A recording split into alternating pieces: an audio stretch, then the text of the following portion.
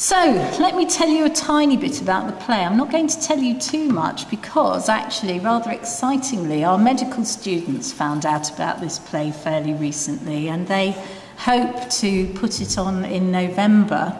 That's something we're working on at the moment, and it would again be lovely to see some of you there. But what were the themes? Well, the themes were interesting. What we didn't find in these transcripts and what we therefore didn't put into the play was lots of discussion about death and what death would be like. There was very little discussion about pain and suffering. There was some reference to symptoms and the indignities of disease and the treatments that go along with it, but they were often by the by, and they were often the starting point for a funny story or a personal anecdote. Some of the most poignant themes I think I picked up, both from the transcripts and then beautifully translated into the play by Sue, were the feelings of isolation. The feelings that for a dying person or someone who knows that they will die, not imminently but soon, ordinary life does still go on. And in fact, some of their major preoccupations remain with ordinary life. How do they maintain the roles that they play within their family or their community? How do they undertake the responsibilities that they see changed by the fact that they also have to prepare people for the likelihood of them not being there in a fairly short time? So the dying patient remains very much grounded in ordinary life, whilst at the same time experiencing others keeping them out. So not inviting them to family parties, not thinking of them as someone who should be on the wedding list. Leaving that person thinking, well, what's that about? Do they not want me there because I'll spoil the day, because I'll be some sort of reminder of other things? Or do they just not understand that I still want to go on living at this stage in my life? This idea of preparation, I think, was very poignant, particularly amongst younger people, thinking of themselves very much still as mothers and wives, often, the women, and thinking, what do I need to do now to ensure that when I'm gone, things go as well as possible? Work that might be invisible to those around them. Age was also an interesting issue. Of course, the average age of people participating in these groups was on the older side. In fact, a friend of mine who attends such a group at the moment, it's one of the few things he feels good about, that at 51 he qualifies for the younger persons group. He says that's quite unusual. But we involved in the play some younger people, and this issue of timeliness was interesting because the older people in the group felt particularly sad for specifically one young man who was dealing not very well with his own imminent death.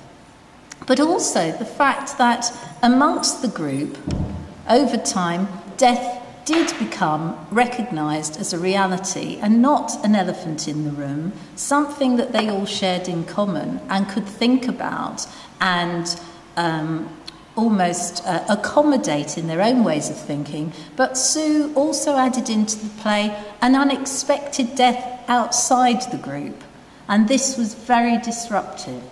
This was very shocking to the people in the group and challenged us to think about how we might accommodate different sorts of death and dying, and actually to borrow some terms that are often used within the context of how to accommodate things happily in a setting, make them usual, not unusual, and part of core business. So the play is an interesting piece because it has a lot of humour, it has funny stories, it has people talking about very trivial and everyday things. It was very interesting to me in the transcripts that I read how often Princess Diana popped up.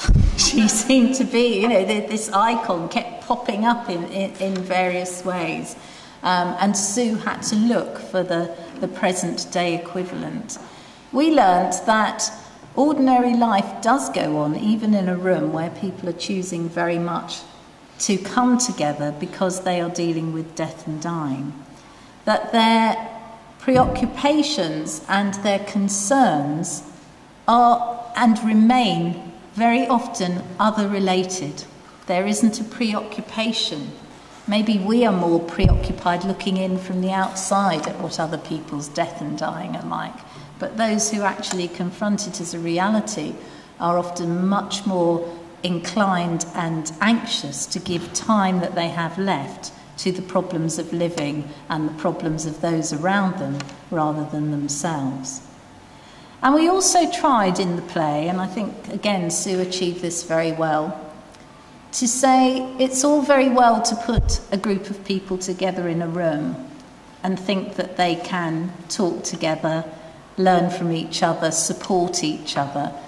But one of the things that they valued most in the play, but also I think reading the transcripts that I read, is actually discovering each other as individuals and discovering the richness of identities that hid behind what at first might look like a rather stereotypical group of characters in a play. Because some of the first impressions were challenged and overturned. Some of the participants in the group who at first seemed quiet and with little to contribute actually ended up being very significant indeed.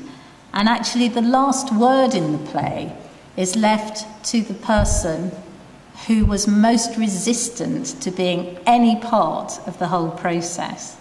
But he doesn't use his own words. He actually sends, I won't say more than this, but he sends to the group a CD with a song that he has chosen that plays out the play and leaves everybody thinking and reassessing the role that that individual had in the conversations that went before. So we've shared this play with many people, and we'd be very happy to share it with anybody in the room. People in palliative care have taken it away and done what they wish with it. It's very much a shared resource. It was written with that purpose in mind. So I would say Sue's going to be off work for a little while, but when she's back, hopefully maybe at the end of the month, if anybody would like to talk to her more directly, I think her email is on the programme, and I know that she is always very willing and anxious to talk about this project. Thank you very much.